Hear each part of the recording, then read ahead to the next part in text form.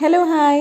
ഇപ്രാവശ്യത്തെ ഓണത്തിന് ഞാൻ ഉണ്ടാക്കുന്ന കറികളൊക്കെ നേരത്തെ തന്നെ ഉണ്ടാക്കി കാണിക്കാമെന്ന് കരുതി കേട്ടോ. അപ്പോൾ ആദ്യം തന്നെ തേങ്ങ വറുത്തരച്ച സാമ്പാറാണ് ഉണ്ടാക്കാൻ പോകുന്നത്.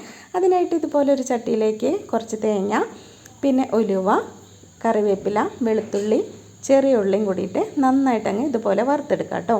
അതങ്ങ് മാറ്റി വെച്ചിട്ട് അതേ ചട്ടിയിൽ തന്നെ കുറച്ച് മല്ലിപ്പൊടി, കുറച്ച് മുളക് പൊടി ആവശ്യത്തിനുള്ള കേട്ടോ. ഇത് രണ്ടും നന്നായിട്ട് അങ്ങ് ചൂടാക്കിയിട്ട് അതും അങ്ങ് മാറ്റി വയ്ക്കാം. പിന്നെ ഇതിലേക്ക് വേവ് കുറവുള്ള പച്ചക്കറികളാണ് ഈ വെണ്ടയ്ക്ക, മുരിങ്ങയ്ക്ക, തക്കാളി അതൊക്കെ. അപ്പോൾ നമ്മൾ ഇതുപോലെ ചട്ടിയിലിട്ടൊന്ന് വഴറ്റി കഴിഞ്ഞാൽ ഇതൊന്നും ഉടയാതെ അങ്ങ് കിടക്കും കേട്ടോ. ഞാനിപ്പോൾ ഇതിലേക്ക് വെണ്ടയ്ക്ക, വഴുതനങ്ങ, മുരിങ്ങയ്ക്ക, പിന്നെ ക്യാരറ്റ്, മത്തങ്ങയുടെ 2 കഷ്ണം ഇതിലേക്ക് ഇട്ടിട്ടുണ്ട് കേട്ടോ. ഇത് വഴറ്റുന്ന സമയം കൊണ്ട് തന്നെ കുക്കറിൽ പരിപ്പും, ചേന, ഉരുളക്കിഴങ്ങ്, സവോള, വെള്ളരിക്ക, കുമ്പളങ്ങയൊക്കെ ഉണ്ടല്ലോ, അതൊക്കെ പരിപ്പിലങ്ങ് മഞ്ഞൾപ്പൊടി ഇട്ടിട്ട് വേവിച്ചെടുക്കണം കേട്ടോ. ഇപ്പോൾ ഇതാ ഇതിലേക്ക് തക്കാളിയും കൂടെ ചേർത്ത് കൊടുത്തു. ഇതെല്ലാം കൂടി ഒന്ന് വഴണ്ട് കഴിഞ്ഞപ്പോൾ ഇതുപോലെ ഒരു ചട്ടിയിലേക്ക് അങ്ങ് ഇട്ട് കൊടുത്തു. പിന്നെ നമ്മൾ വറുത്ത് വെച്ച പൊടികളുണ്ടല്ലോ, മല്ലിപ്പൊടി, മുളക് പൊടി, പിന്നെ മഞ്ഞൾപ്പൊടിയും കൂടിയിട്ട് ഇതിലേക്ക് ഇട്ട് കൊടുത്തു. പിന്നെ സാമ്പാറിന് ആവശ്യത്തിനുള്ള പുളിവെള്ളം കൂടി ഒഴിച്ചു.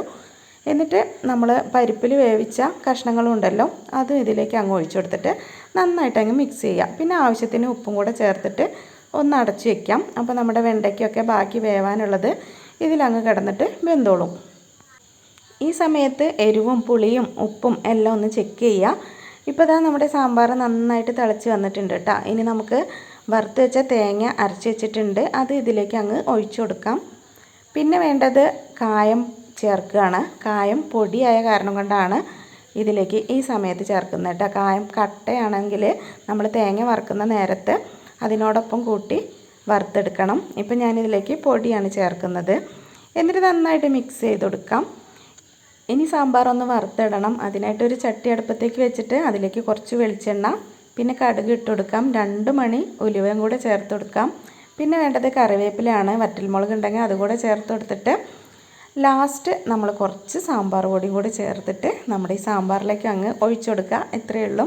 സൂപ്പർ ടേസ്റ്റിലുള്ള സാമ്പാർ ഇവിടെ റെഡി ആയിട്ടുണ്ട്.